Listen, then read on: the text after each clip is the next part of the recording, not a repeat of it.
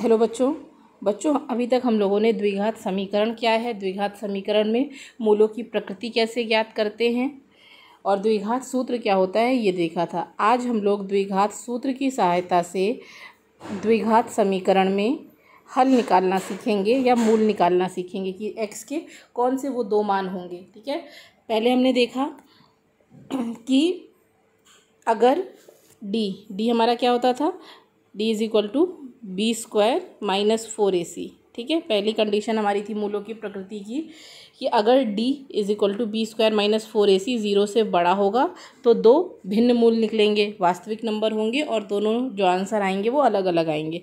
दूसरी कंडीशन हमारी थी मूलों की प्रकृति की, अगर बी स्क्वायर माइनस 4ac जो है वो 0 के बराबर है तो दो भिन्न मान तो आएंगे। ठीक है, दो मान तो हमारे आएंगे लेकिन दोनों क्या होंगे, सेम होंगे, अलग अलग नहीं होंगे, दोनों सेम होंगे अगर बी स्क्वायर माइनस 4ac किसके बराबर होता है, 0 के।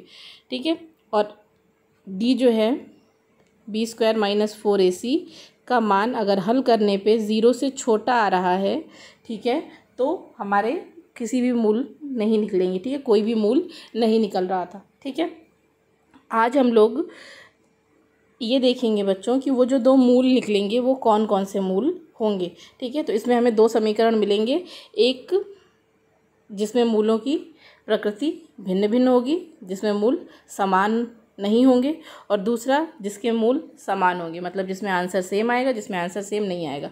इस तरह के तो समीकरण सॉल्व होंगे ही नहीं क्योंकि इसका रिजल्ट आएगा ही नहीं। ठीक है, इसका यूज़ हम लोग सिर्फ मूलों की प्रकृति जानने के लिए करते हैं।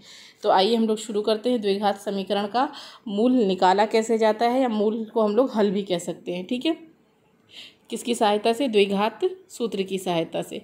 तो हमारे पास एक क्वेश्चन है कि 6x square minus 19x plus 15 is equal to 0, ये समीकरण है और कहा जा रहा है कि द्विघात सूत्र की सहायता से मूल ज्ञात करिए, मूल ज्ञात करिए या फिर x का मान ज्ञात करिए, ये कह रहे हैं।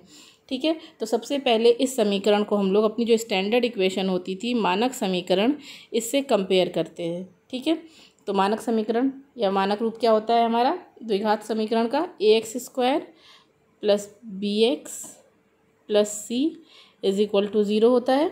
ठीक है, इससे जब हम कंपेयर करेंगे तो कंपेयर करने पे हमें a की वैल्यू कितनी मिलेगी, a की वैल्यू हो गई 6। ठीक है, तो a इज इक्वल टू 6 आ गया। b की वैल्यू कितनी मिलेगी, b की वैल्यू हमारी आएगी माइनस 19। देखिए क्योंकि यहाँ पे प्लस bx है। ठीक है, तो जब हम कंपेयर करेंगे तो निशान के साथ इसको लेंगे। ठीक है, माइनस 19। ठीक है, उसके अलावा c जो है, c हमारा कितना हो जाएगा 15। अब ये जो a b और c की वैल्यू है इसको हम लोग रखेंगे द्विघात सूत्र में और फिर उसको सॉल्व करेंगे। तो द्विघात सूत्र हमारा क्या होता था, x is equal to minus b plus minus under root b square minus 4ac upon 2a, यही होता था द्विघात सूत्र हमारा। इसकी सहायता से हम लोग क्या करेंगे, मान निकालेंगे। ठीक है, तो सबसे पहले इसकी सहायता से मान निकालने से पहले हम लोग ये देख लें कि हमारे जो समीकरण दिया हुआ है उसके मूल कैसे निकलेंगे, जो आंसर आएगा वो कैसा आएगा।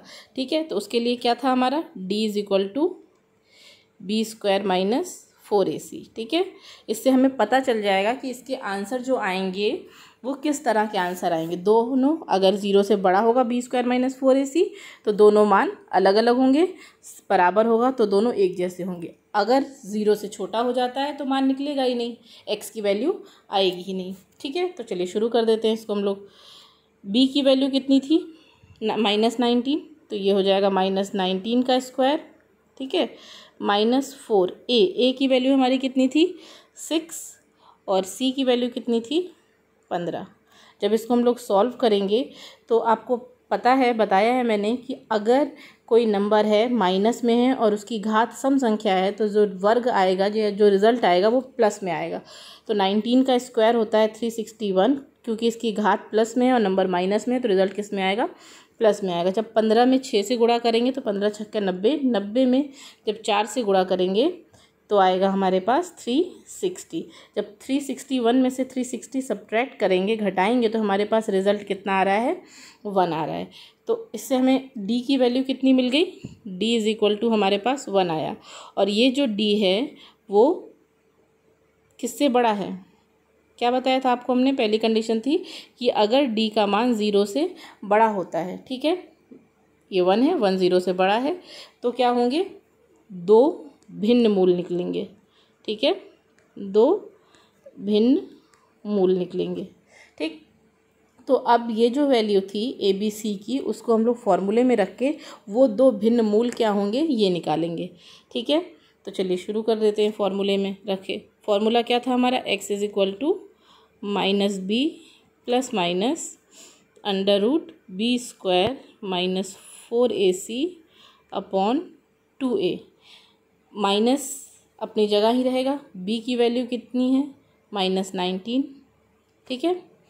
फिर plus minus under root b square minus 4ac की वैल्यू d के बराबर होती थी, और d का मान हमने अभी निकाला था कितना, 1। तो बार बार इसको सॉल्व करने की ज़रूरत नहीं है, जब एक बार हम d की वैल्यू निकाल चुके हैं तो उसको यहाँ पे इस पूरे की जगह पे पुट कर सकते हैं, ठीक है। उसके बाद 2 इंटू a की वैल्यू कितनी थी, 6। जब इसको सॉल्व करेंगे हम लोग तो कितना आएगा हमारे पास, x इज़ इक्वल टू -19 और -19 कितना हो जाएगा, +19, ठीक है। माइनस माइनस प्लस हो जाएगा, तो प्लस का 19 प्लस माइनस अंडर रूट 1 था, ठीक है, ये हमारे पास अंडर रूट 1 था। तो जब रूट में से 1 का वर्गमूल निकालेंगे तो कितना हमारे पास आ जाएगा, 1 का वर्गमूल निकालेंगे तो 1 ही आएगा, ठीक है। उसके अलावा 2 और 6 को गुणा करके कितना आया था हमारे पास, 12 आ रहा था। तो अब हम इस प्लस वाले निशान के साथ x के 2 मान निकालेंगे, ठीक है, x के 2 मान निकालेंगे, एक बार प्लस से करेंगे रख के, एक बार माइनस से करेंगे। तो x इज़ इक्वल टू हमारे पास हो जाएगा 19 प्लस 1 अपॉन 12, ठीक है। दूसरा भी इधर साथ में करते चलते हैं हम लोग। दूसरा x की वैल्यू हो जाएगी 19 माइनस 1 अपॉन 12, ठीक। जब इसको सॉल्व करेंगे तो 19 प्लस 1 20/12 हो जाएगा। 19 में से 1 घटाएंगे तो कितना बचेगा, 18/12, ठीक है। जब इसको कट करेंगे, 4 के पहाड़े से डायरेक्टली कट रहा है तो हम काट देते हैं, 4 तिहाई 12, 4 पंजे 20।